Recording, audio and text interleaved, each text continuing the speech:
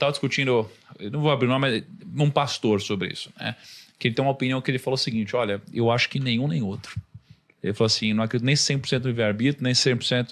Porque é o seguinte, ele falou, cara, eu acho que existe um arco na sua vida. O arco longo tá escrito já. Existe um arco longo, mas até lá, cara, existe o livre-arbítrio. As ramificações, entendeu? Assim, e em partes eu estou a discutir ainda sobre isso. Não, mas é interessante. Mas é o que me parece fazer algum sentido, entendeu? Você até se pegar Sansão, no final da vida dele, pum, você tem um arco ali e tal, mas ao longo da vida acontece várias coisas. O problema é que, assim, até quem é calvinista raiz mesmo, que acredita nas Institutas de Calvino, que é o livro que ele fala lá, tanto da predestinação, eles argumentam o seguinte, que o livre-arbítrio é um engano, porque a gente não...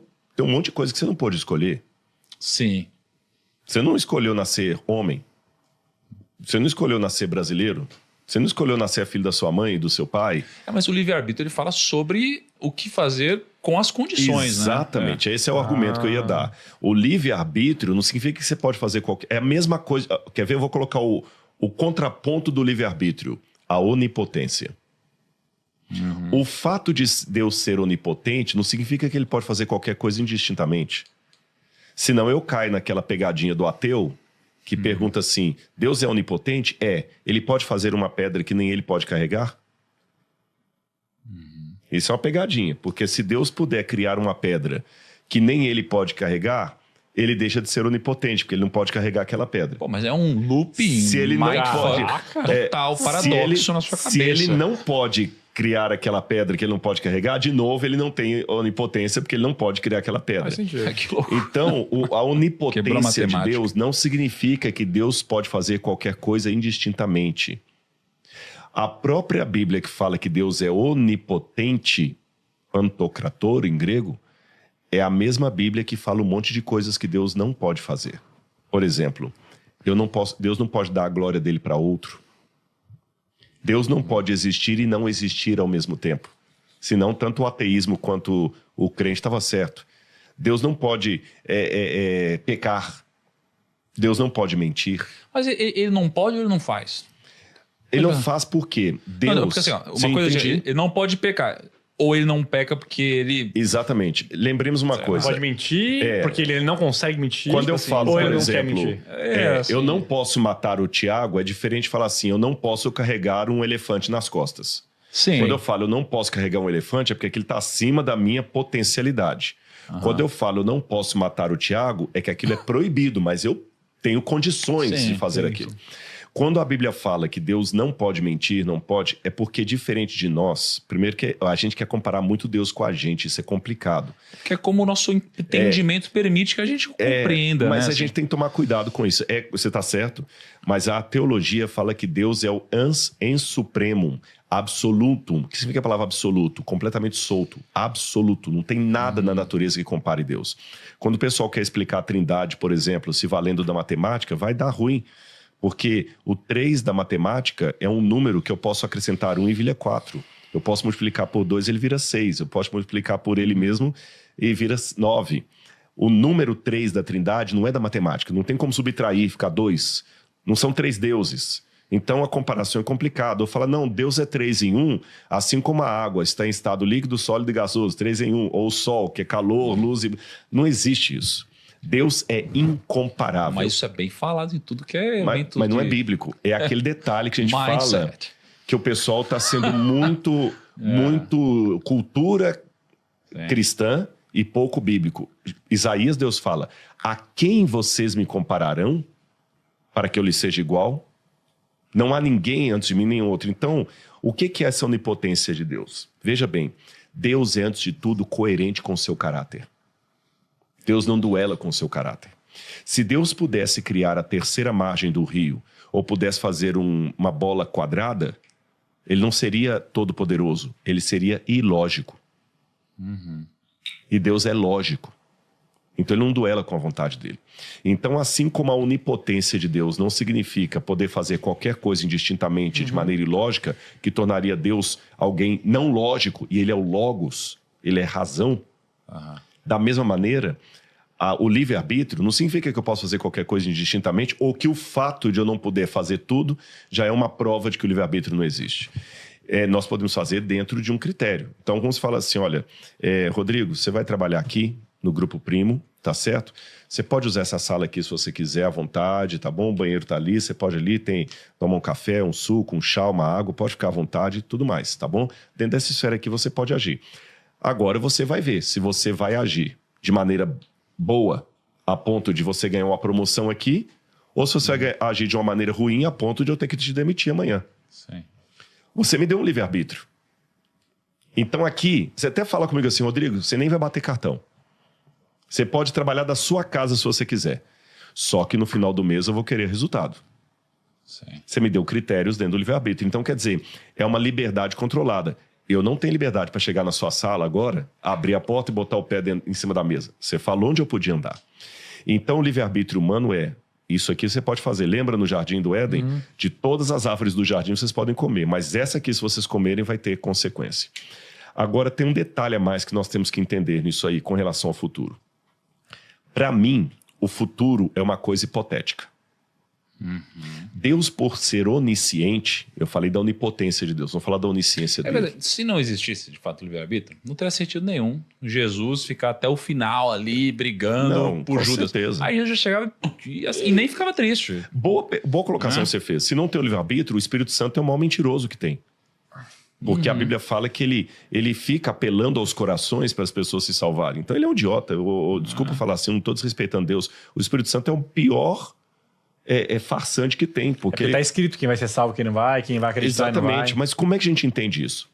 Lembra que agora tá muito aí com Deadpool e Wolverine? Eu não assisti, cara. Eu também não. Maíra não gosta dessas coisas. Eu também não tô achando muito zoado. Vamos ver, gente. Mas o parceiro. mas de qualquer As mulheres maneira, não gostam de filme de por que eu peguei o Deadpool e o Wolverine aí, ou mesmo... O Rodrigo que trouxe o assunto. Eu trouxe o assunto. não trouxe nada, não. Aí eu vou falar com a Maíra. Com a Maíra. Fala com a Maíra. O Rodrigo sugeriu. O pastor da Bíblia, o mestre da Bíblia. O Spider-Man também tem agora, né? Porque eu esqueci o metaverso e tudo mais. Multiverso. Ou seja, multiverso. Tanto o Wolverine como o Deadpool, comecei a estar tendo muito esse lance de multiverso. A teoria de que existem universos em paralelos e que existe um outro eu de mim em outro lugar e tudo mais. Embora eu acho tudo isso uma bobagem, mesmo que tenha cientistas falando disso, com todo respeito, é uma grande de uma besteira. E tem muito acadêmico falando isso aí de multiverso, não tem nenhuma prova matemática, científica disso. E não adianta ninguém mandar mensagenzinha, eu tenho que falar bobagem. Não tem. Marcelo Geisler, que é um grande acadêmico brasileiro, professor na Europa, ele falou assim, esse negócio de universos paralelos, isso é a pior estupidez que tem. Você entende? Não existe nada disso. Isso é fantasioso como Saci Pererê. Aí o cético agora sou eu. Mas está na onda falar de universos paralelos. O que eu acredito? Embora eu não creia em universo paralelo, eu creio que a vida salvando a providência divina, deixando a providência divina destacada, é um jogo de dados. Por quê? Quando o seu pai teve relação sexual com sua mãe, milhões de espermatozoides saíram do seu pai. E apenas um fecundou o óvulo. Se eu transformar isso em cálculos matemáticos, a chance matemática de estar você aqui e não o outro, ela é diminuta. Eu tenho essas contas, eu não tenho de cor aqui, mas eu tenho essas contas, eu posso mandar depois para vocês.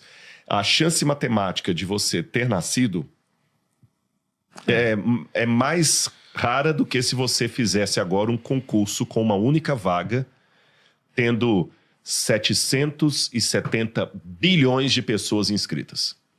Imagina que houvesse agora um concurso com 770 bilhões de pessoas inscritas e apenas uma vaga. E você se inscreve. E precisa estudar muito, né? Tem que estudar muito. E você ganha. É loucura. É loucura. Por quê?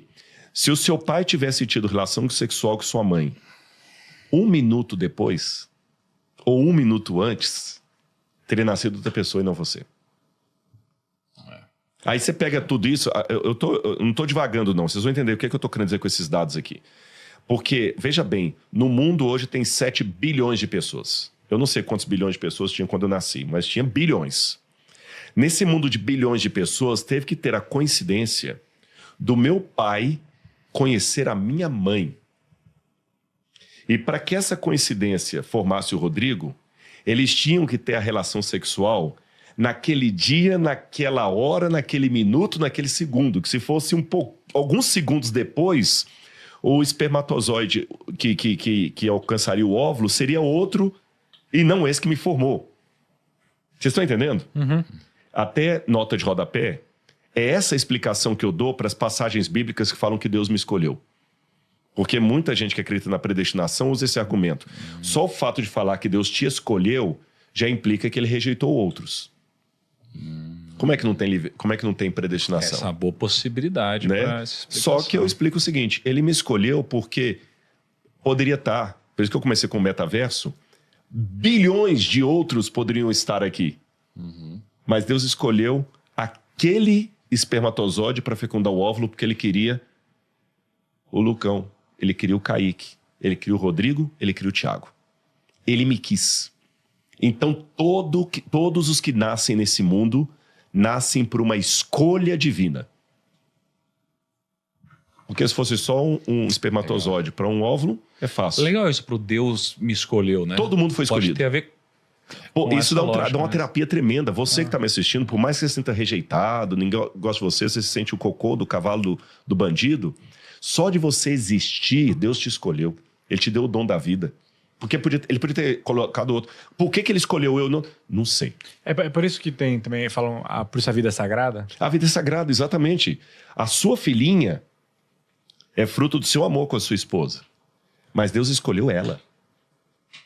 Por isso que ele falou assim, como eu quero ela, a relação vai acontecer nesse dia. E ainda que você seja fruto de uma relação que não foi de amor, que foi uma relação fortuita, que o cara só encontrou com a mulher ali, deu uma bimbada, a mulher pegou e engravidou, ainda que seja uma situação dessa, Deus falou o seguinte, olha, eu não queria essa relação sexual aqui.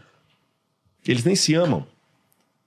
Mas como Deus é especialista em reciclagem, até dessa relação sexual que ele não queria, ele tira uma bênção. Como aquele artista que vai lá no meio do lixo e tira uma obra de arte lá. Então todos somos escolhidos. Ponto. Segunda situação que todos somos escolhidos. Uma vez que Deus nos escolheu para viver, ele nos escolhe para ser salvos. Tá certo? Ele quer que eu seja salvo. Só que essa segunda escolha dele pode ser frustrada. Aí entra uma frase de Santo Agostinho no comentário que ele faz a Lucas, no Evangelho de Lucas. Santo Agostinho diz o seguinte: Deus, que te deu a vida sem a sua escolha, não te salvará sem ela. E olha que Santo Agostinho tinha um pezinho no predestinação, hein? Depois eu conto sobre isso aqui. Sim.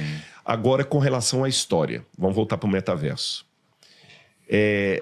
Existem bilhões de outras possibilidades que poderiam ter acontecido, não tem? Se a gente voltasse no passado, num loop do tempo aí, e eu matasse Adolf Hitler, e não tivesse o holocausto nazista, e aqueles 6 bilhões de judeus que morreram não tivessem morrido em Auschwitz, tivessem tido famílias, talvez existiriam crianças que hoje não existiriam, talvez a história ia ter um comportamento completamente diferente. Lembra aquele filme Efeito Butterfly? Sim. Que o sujeito fala, se você mudar uma coisinha no passado... Mano, esse filme é terrível, cara. Dá uma angústia.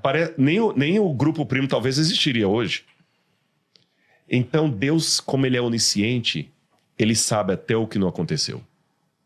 Porque ele conhece todas as possibilidades. Deus é como aquele jogador de xadrez, o Gasparov, que ele está jogando com você, ele está pelo menos umas 4 ou 5 jogadas na sua frente. Por quê?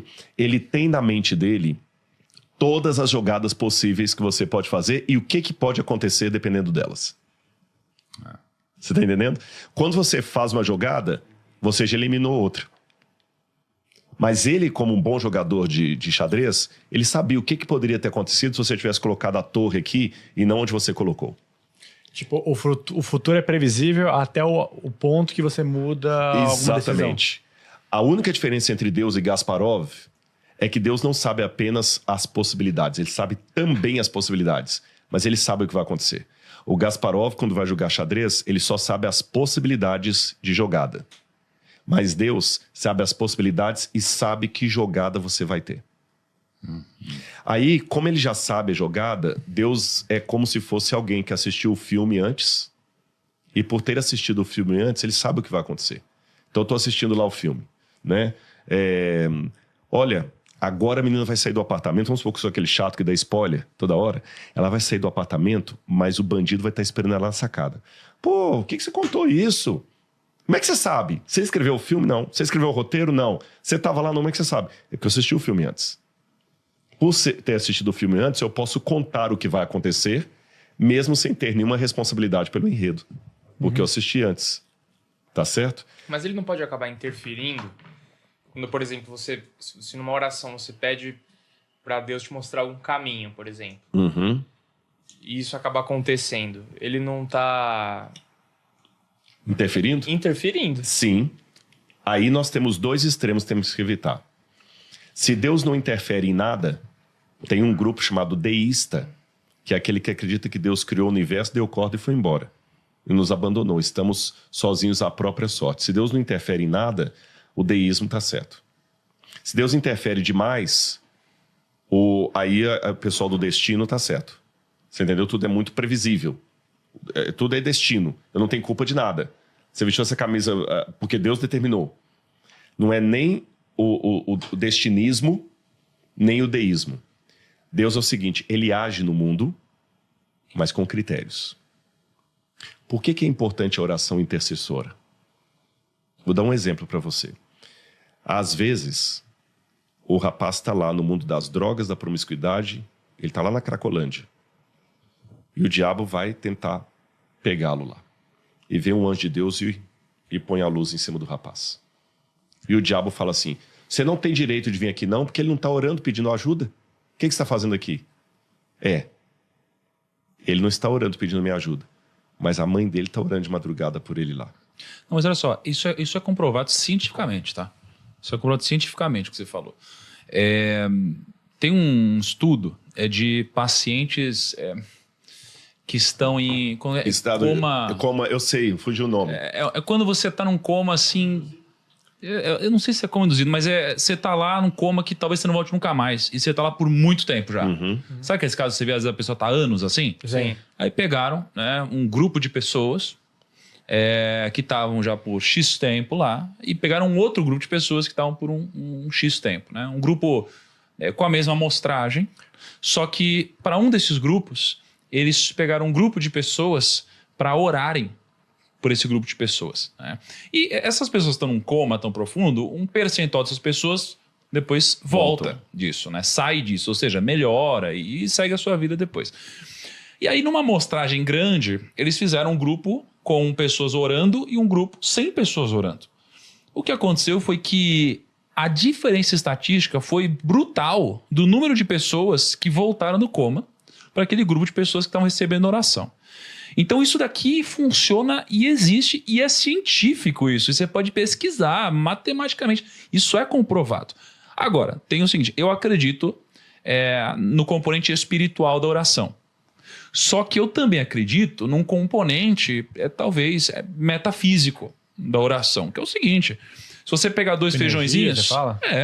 Então assim, isso aqui pode ser explicado por um componente espiritual, mas também pode ser explicado por um componente metafísico. Eu não sei o porquê que isso aconteceu. Energia boa, né? Por exemplo, pega 2 feijãozinhos hoje. Vamos fazer isso, vou postar nos stories. 2 feijõezinhos, um feijão aqui, e vou ficar xingando um o dia inteiro, o outro vou ficar falando coisa boa. Cara, eles vão mudar. Que loucura! É muito parecido com oração. Concorda? Porque um eu vou falar coisas boas, o outro coisas ruins, então eu consigo interferir no que vai acontecer na vida, né? E aí você tem vários estudos. Mas uma outra coisa interessante é que a oração também tem um componente que às vezes você está orando pedindo para Deus, mas o fato de pedir e colocar para fora faz com que você também fique mais resiliente, faz com que você fique mais atento a esse tipo de coisa. Por exemplo, Deus me ajuda a não falar palavrão, sei lá, que seja. Você está falando e você mesmo está ouvindo, então você mesmo está orientando as suas próprias atitudes a partir daqui. Sim. E aí você fala, nossa, graças a Deus. Às vezes... não só. Entendi. Entende? Então, assim, eu vou querer a explicação do Rodrigo, mas assim, eu vejo que isso funciona, é indiscutível. Agora, a minha dúvida, a discussão mesmo é sobre o quanto... na verdade, eu não tenho dúvida. Eu tenho já a minha tese, a minha opinião sobre o livre-arbítrio, né, nesse caso. Então, acho que Deus, sim, ele pode mudar destinos, direções e as intercessões funcionam. E ele muda porque, como eu falei, ele sabe o fim desde o princípio, diz a Bíblia. Como ele sabe o fim desde o princípio, lembrando o caso do Gasparov, ele sabe as possibilidades julgadas que você poderia e o que você vai fazer. Agora, a pergunta do Tiago falando, tem uma tese, isso mesmo. Deus pode mudar o destino da pessoa, exemplo bíblico, porque eu gosto muito de ser bíblico. Eu fiquei feliz com uma pessoa que esses dias eu tive com ela e ela falou assim, nossa, eu gosto do Rodrigo, ele é bíblico. Eu fiquei feliz com isso, não por arrogância, porque a gente tem que ir na palavra de Deus, né? É o seguinte, deixa eu pegar o fio da meada do que eu estava falando aqui. Eu só quis trazer aqui para uma coisa mais mundana, né? Mas mesmo a mundana. Temos também... Em primeiro lugar, eu vou lembrar, depois eu lembro outra parte que eu estava falando. A gente não pode também fazer uma separação muito grande entre o mundo espiritual e o mundo material. Quando você fala o seguinte, eu não sei até que ponto isso é metafísico, até que ponto é Deus e tal, porque isso é uma herança grega. Isso é uma herança grega. O que significa essa herança grega? O Platão colocou o dualismo, foi o precursor do dualismo. O dualismo foi sistematizado mesmo, baseado na filosofia platônica, mas não é ele que começou. O Platão, ele ajuda a sistematizar porque ele recebe este Sócrates. Sócrates falava do mundo das ideias e o mundo da matéria. O Platão dá uma melhorada nisso e depois os dualistas implementam isso mais a partir da filosofia persa, que coloca que o mundo da matéria é muito distante do mundo da espiritualidade, mundo da energia. E a gente bebe nas fontes persas, na fonte platônica, na fonte socrática, e a gente acredita o seguinte, não, mas algumas coisas, pode ser Deus, alguma coisa só a natureza. Por que essa separação? A Bíblia não tem essa dicotomia. Deus age na natureza e pela natureza. Tanto é que ele veio ao mundo encarnado no Filho de Maria. Percebeu?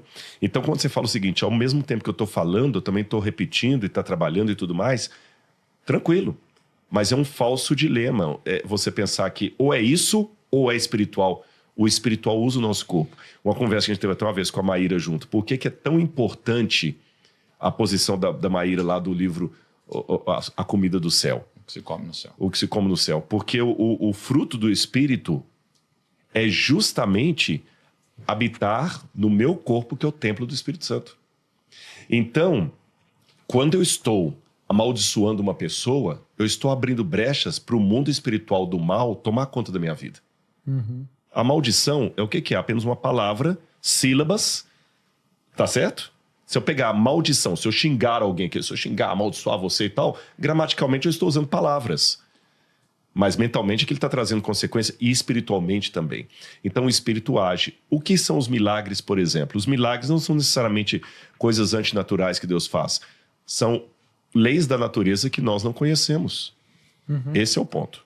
Tá certo? Leis da natureza que nós não conhecemos. Agora, com relação a Deus agir, diz que o Espírito Santo age com todos. Como é que o Espírito Santo, já sabendo todos... lembrei o ponto que eu ia falar. É bíblico falar que Deus às vezes muda o destino de algumas pessoas. Eu não gosto muito da palavra destino, não.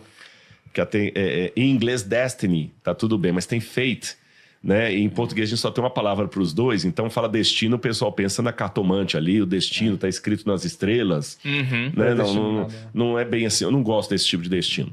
Mas que Deus pode mudar o rumo de uma pessoa, sim, vamos usar assim para não ser confundido, a gente tem um caso clássico dos ninivitas, que Deus ia destruir a cidade, mas ele mandou primeiro o profeta Jonas para lá, Jonas pregou, a cidade se arrependeu e a Bíblia fala que Deus desistiu de destruí-los.